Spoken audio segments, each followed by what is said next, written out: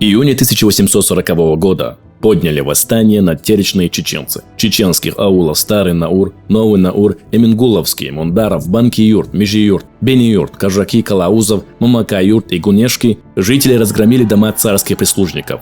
Истребив огнем часть из своих жилищ и забрав имущество, они ушли вглубь Чечни. Владельцы этих селений князья капитан Мундар Эльдаров, штабс-капитан Кагерман Алхасов, подпоручик Кучук и прапорщик Айдемир Турловы бежали в казачьи станицы, потеряв все имущество.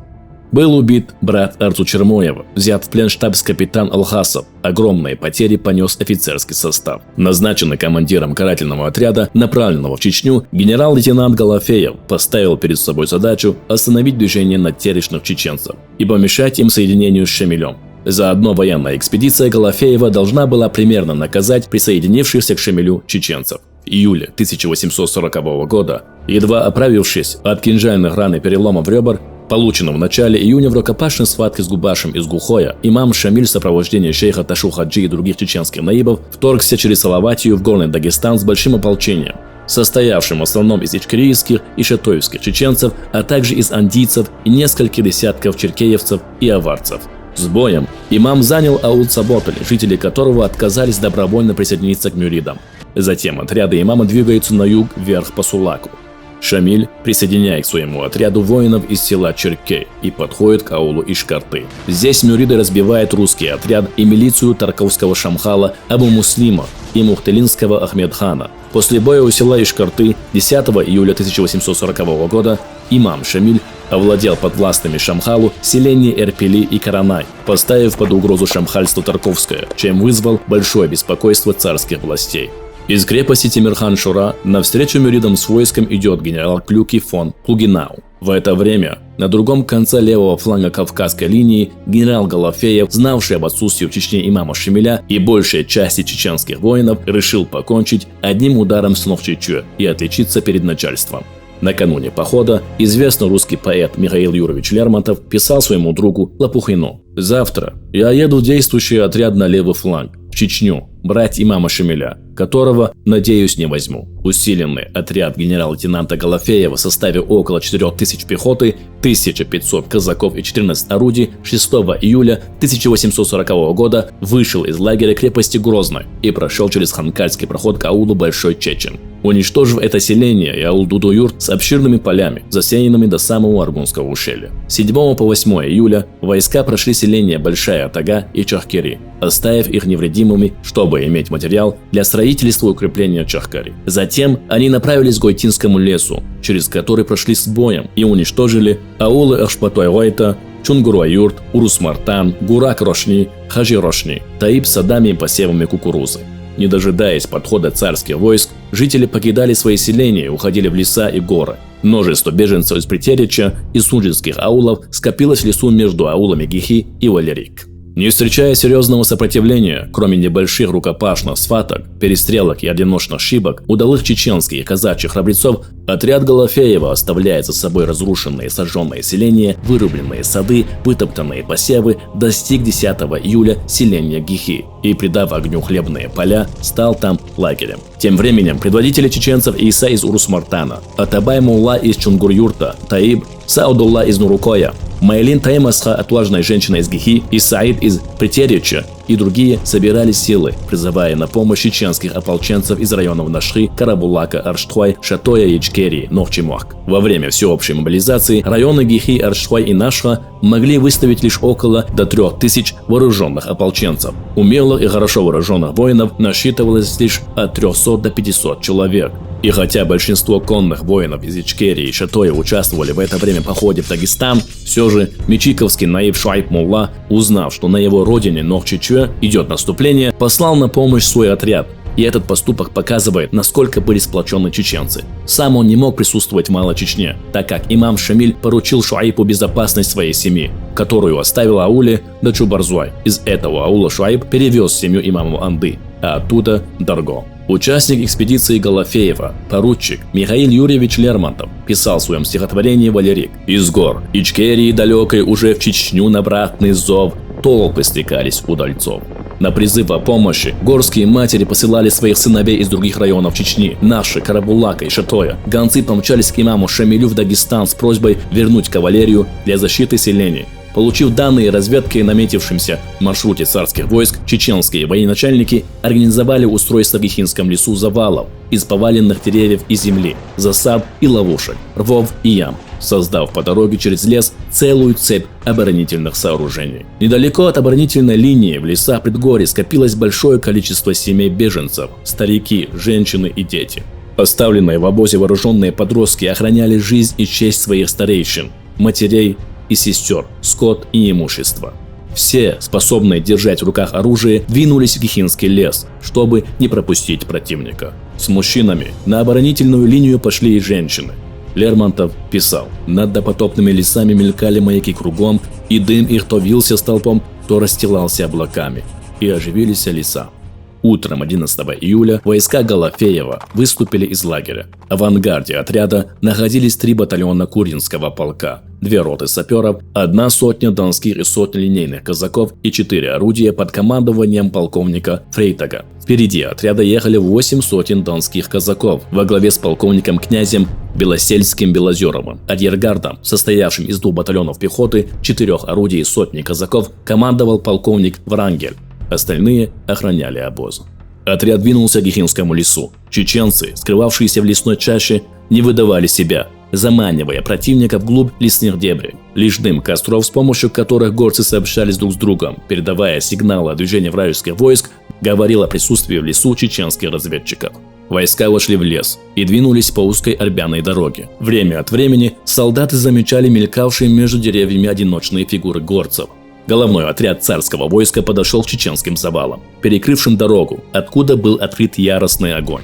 Чеченские стрелки осыпали царский отряд выстрелами со всех сторон. Некоторые забирались на деревья и, привязывая себя к стволам и ветвям, сверху посылали пули в солдат. Царские командиры бросали свои роты в штыковые атаки на штурм завалов, теряя людей. Но чеченцы исчезали словно привидения. Оттеснив чеченцев и разобрав завалы, отряд двинулся дальше к лесной поляне, где поджидала их главная опасность. По опушке леса протекала речка Валерик, пересекавшая дорогу. По левому берегу тянулся лес. Правый же, обращенный к отряду, был открыт. Лишь некоторые места речку скрывали перелески. Выехав на поляну, артиллерия открыла картечный огонь в сторону леса. В ответ не было ни звука. На поляну отряд выехал с награбленным в разоренных аулах добром. Был отдан приказ сделать привал, а пехота отправлена в лес, чтобы обеспечить переправу. Артиллерийская прислуга уже снимала орудия с конных передков, как в этот момент чеченцы открыли убийственный огонь. Поэт Лермонтов, который был участником этой битвы, писал: «А вот и слева, из-за пушки, вдруг с гиком двинулись на пушки и градом пуль с вершин дерев. Отряд досыпан. Впереди же все тихо. Там между кустов бежал поток. Подходим ближе, пустили несколько гранат, еще подвинулись, молчат. Над бревнами завала ружье как будто заблистало, потом мелькнуло шапки 2, и вновь все спряталось в траве. Чеченцы стреляли из-за завала, с вершин деревьев и из-за кустов. Били на выбор солдат и офицеров, двигавшихся по открытой поляне. Женщины и девушки заряжали ружья своих мужей, отцов, братьев, становились на место убитых мужчин. Чеченцы, у которых очень скоро кончились заряды, выхватив шашки и кинжалы, кинулись на врага. Начался упорный рукопашный бой. Лермонтов вспоминал: «Верхом помчался на завалы, кто не успел спрыгнуть с коня, ура! И смолкло. Вон кинжалы, приклады!» И пошла резня. И 2 часа в струях потока бой длился, резались жестоко, как звери, молча, с грудью в грудь.